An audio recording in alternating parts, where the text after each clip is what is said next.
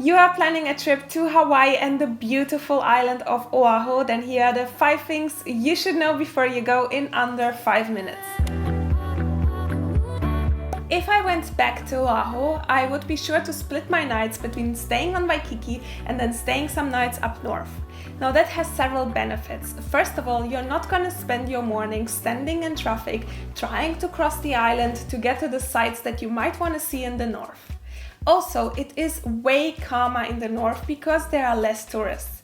And it gives you the opportunity to get a little glimpse of the authentic way of living on Oahu, which I find very important and very interesting to see. We, for example, stumbled across this little historical town unplanned and also a food market where we felt we were kind of the only tourists there. Oahu has so many beautiful spots to see and so many beautiful beaches to visit, which means renting a car kind of makes sense for your own convenience and is a good investment to make into your trip. But if you choose not to, you can always do an excursion to see a different part of the island or use the public transport somehow. But honestly, I would highly recommend you to rent that car, even if the initial costs will shock you, especially the parking costs. It's still worth it. Waikiki is popular, and that for a good reason. But that also means that it's gonna get packed, especially during those rush hour times. The first task is gonna be trying to find a parking spot, which is not gonna be an easy task at all. But once you have done that, your next task is trying to find a restaurant to have dinner at.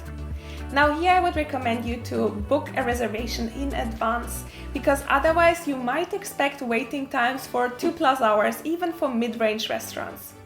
The good thing about Waikiki is that everything is open very late, which means if you haven't done those reservations in advance, you might spend the time shopping around and then having a late night dinner. Also, because the shops are open very late, you can spend your day on the beach or doing some sightseeing and then doing the shopping in the evening. Now, before we move on to the next point, I would just like to mention that I would love for you to leave me a like or hit that subscribe button.